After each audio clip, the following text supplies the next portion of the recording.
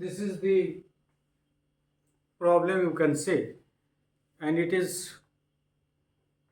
ये एग्जाम्पल जो बनाया हुआ है एनसीईआरटी क्लास 10 की किताब का, उसका नौवा प्रॉब्लम है। Example 9 you can say. और ये कह क्या रहा है कि साइन ए के टर्म में, मतलब साइन ए के टर्म में जो आपके पास आइडेंटिटी है उसकी मदद से cos A, tan A and sec A के रेशियो को एक्सप्रेस करिए। ऑब्वियस है, साइन ए के टर्म में हम लिख सकते हैं by using the identity in terms of sine A, that is sine square A plus cos square A is equal to 1। Behave क्या है, अब आपको कॉस करना है, साइन नहीं करना है, इन टर्म्स ऑफ साइन करना है। मतलब सारे वैल्यूज में सिर्फ साइन का वैल्यू मुखर हो और बाकी कोई वैल्यू नहीं हो। इसका मतलब ये है, सवाल समझना भी जरूरी है। मतलब in terms of sine A only, यहाँ कॉस ए ही है, लेकिन कॉस ए नहीं होना चाहिए। Even the cos A has to be expressed in terms of sine, यही मतलब है। So cos A, tan A and sec A has to be expressed only in terms of sine. यहाँ cos भी है इस फॉर्मूला में, इन cos का इस्तेमाल नहीं करना। So let us have cos A को एक्सप्रेस करने में cos square A is equal to, इधर चला जाएगा तो 1 minus sine square A. So cos A is equal to root under 1 minus sine square A. ठीक है। अब इसमें एक और टेक्निकल इशू ये है कि इसको यदि आप हल करेंगे तो ये क्या हो जाएगा, मतलब स्क्वायर रूट का वैल्यू यदि आप डालते हैं, कॉस ए जब इतना है तो स्क्वायर रूट डालेंगे तो प्लस माइनस लगेगा, तो आंसर इतना आएगा।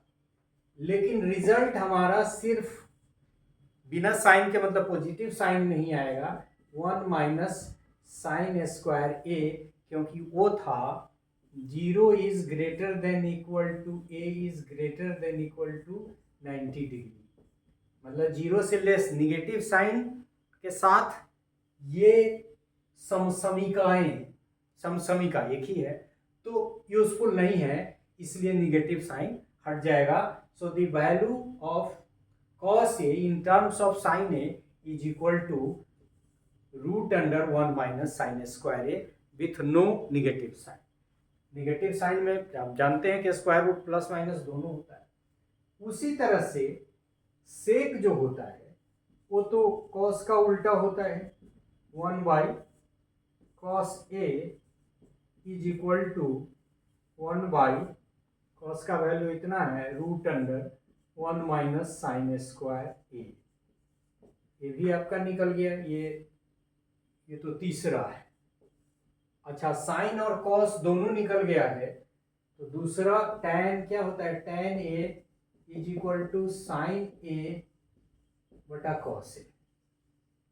अब साइन के टर्म में हमको चाहिए ही, तो साइन ए तो रहेगा ही, और कॉस ए का वैल्यू हम लोग साइन ए के टर्म में डाल देंगे, तो that is 1 minus sine square ए।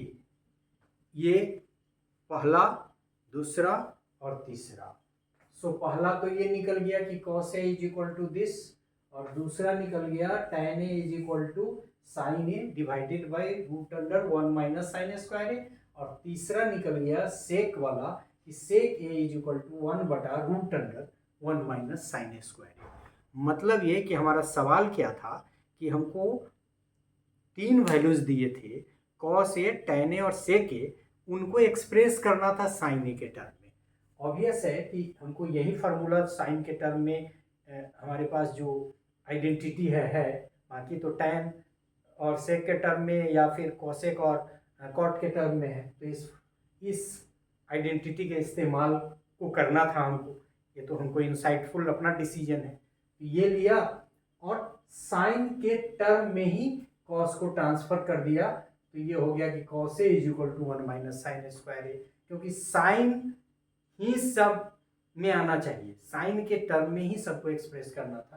तो ये हुआ, और साइन और कॉस जब दोनों मिल गया तो टेन निकल गया, और कॉस को उल्टा कर दिए साइन के टर्म में तो वो सेक निकल गया। तो ये इस तरह का सवाल आपको एनसीईआरटी में दिया हुआ है, ये प्रॉब्लम है, और इस प्रॉब्लम को हम लोगों ने एक्सप्रेस किया। So thank you for this part as well.